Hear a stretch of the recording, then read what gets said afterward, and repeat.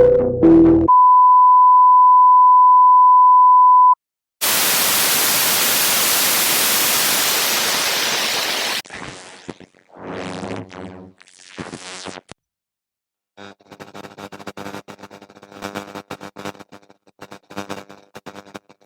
everyone, welcome back.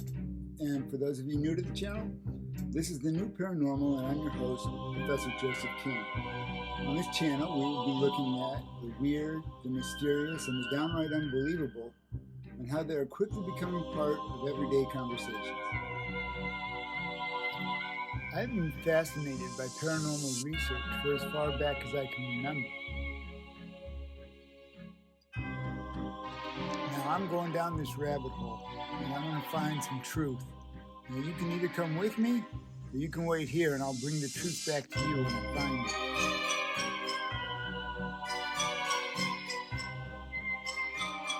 I'd like to invite you to join me on this adventure.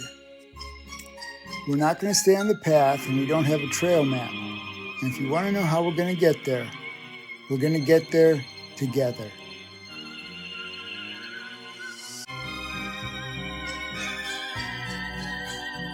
Today we're going to be taking a quick look at some of the biggest topics in the world of the unexplained.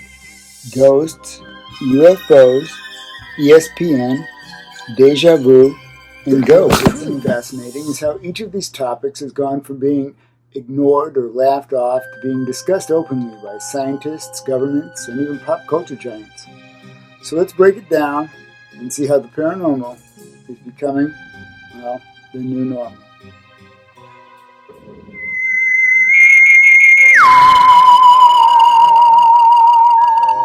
Some of them have advanced technologies, some of them need help from us, and all of them need to be protected from whoever it is that's stealing their noses.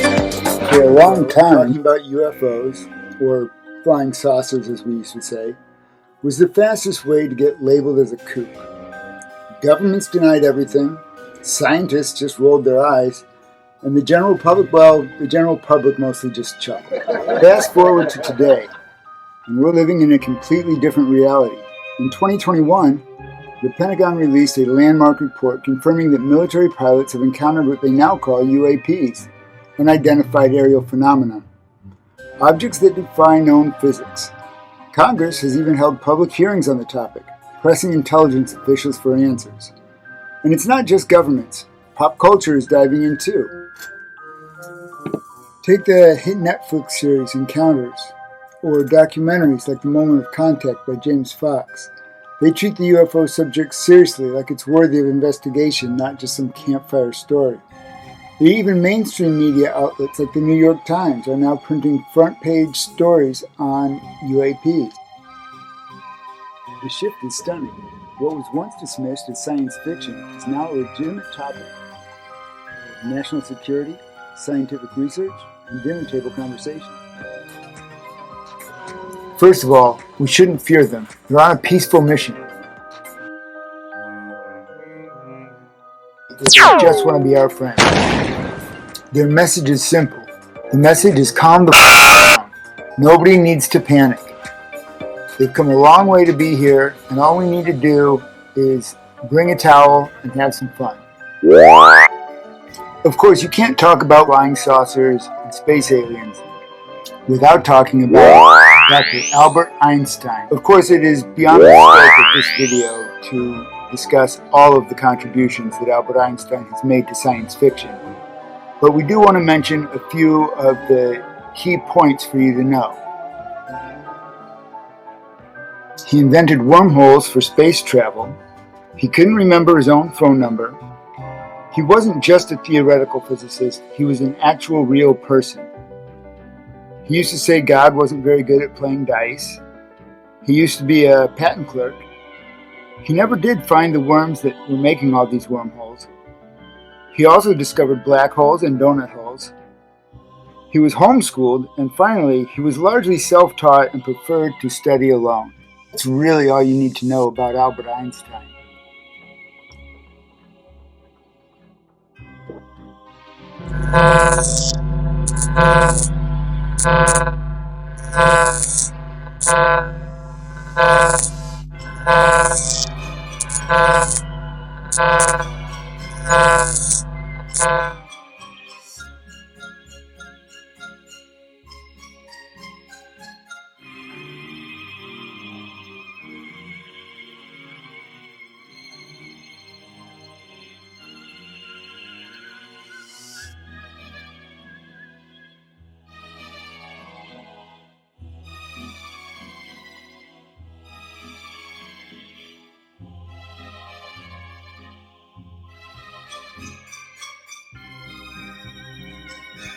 In a lot of ways, this will be just like going back to school,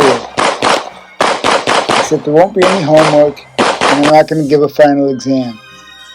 But we are going to do a lot of thinking, so you better wear your thinking cap when you come to class. If you want to know what we're going to learn about, I'll tell you. We're going to learn about UFOs and alien abductions, Bigfoot and chupacabras. We're going to learn about rainbows and ghosts and gravity and ESPN and aluminum foil hats.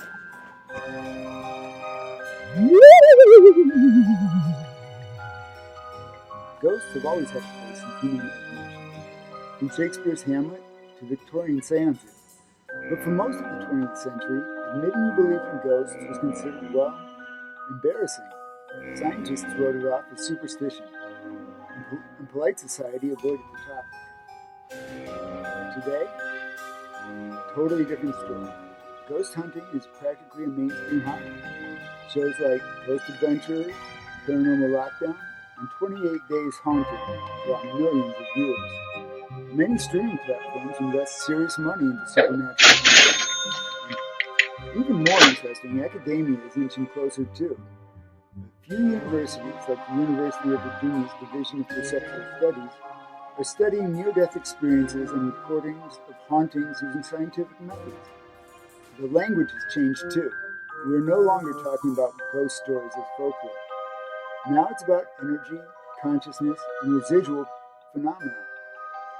Whether you're a believer or not, the conversation is happening in places where it never used to. Extrasensory perception, or ESP, telepathy, precognition, remote viewing, was once the punchline of bad science jokes. It was relegated to crystal shops and comic books. But look at what's happening now. The U.S. government itself ran the Stargate project for over 20 years, researching psychic phenomena for intelligence gathering. And while that program officially ended in the 1990s, new research into consciousness and quantum biology is picking up where it left off. Neuroscientists today are openly discussing ideas like non-local consciousness, the possibility that the mind is fully confined to the brain. It's not just fringe YouTube talk. That's happening in peer-reviewed journals and neuroscience conferences. In pop culture, ESP is everywhere. Think of Stranger Things with its government psychic experiments, or Marvel's Doctor Strange, which openly explores consciousness beyond the physical. We're no longer mocking the idea of the sixth sense. We're asking, could it be real? And if so, how does it work? Now, ghosts show up in two very different ways. We've already talked about hauntings, but there's another layer. Consciousness survival after death. This isn't just folklore anymore. Respected scientists like Dr. Sam Parnier, NYU, are studying what happens to consciousness during cardiac arrest. And patients are reporting verifiable perceptions even when their brains show no activity. Podcasts, documentaries, and books on near-death experiences are topping bestseller lists. Even Hollywood's shifted tone. Look at The Sixth Sense versus newer shows like Surviving Death on Netflix. The tone has gone from spooky entertainment to serious exploration of life after death. The idea that something of us might survive physical death is no longer a taboo subject. It's becoming a legitimate scientific question, and that's a massive cultural shift. So what does all this mean? UFOs, ghosts, ESP, they used to live in the dusty corners of tabloid newspapers and late-night radio shows. Now they're being discussed in Congress, studied in universities, and explored by billion-dollar media companies. Are we any closer to definitive answers? Maybe, maybe not. But the conversation itself has changed. We're no longer asking, is it real, with a smirk. We're asking, how does it work? And what are the implications for us as humans? Are we any closer to definitive answers? Maybe, maybe not. But the conversation itself has changed. We're no longer asking, is this real? We're asking, how does it work? And what are the implications for what it means to be human?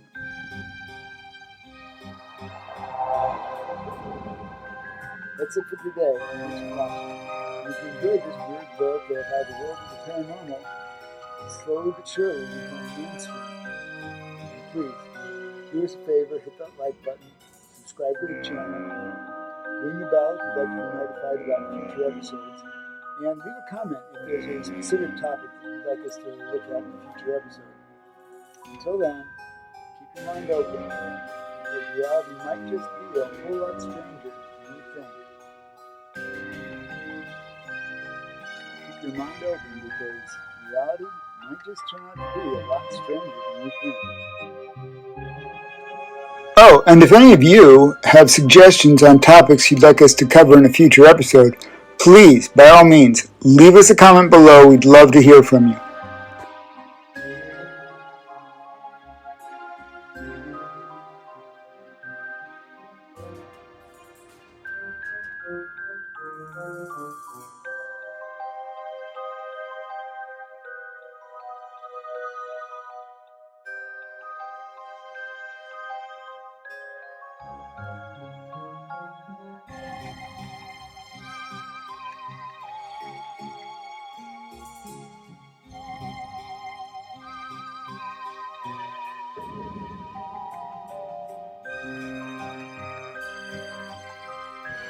Whether you're trying to protect yourself from obtrusive thoughts being planted in your mind, or keep other people from stealing the thoughts you already have, this simple but effective technology is still your best bet.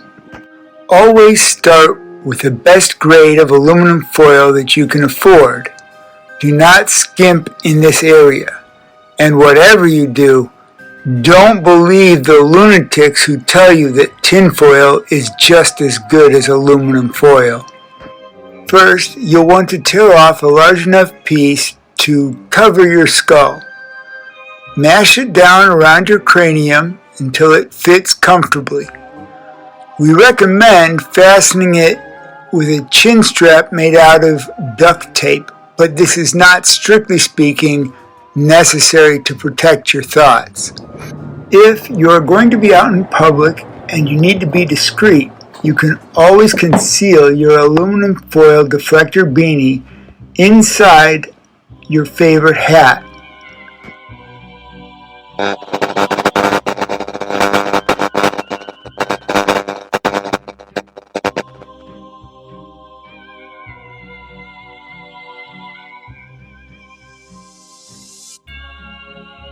I love you.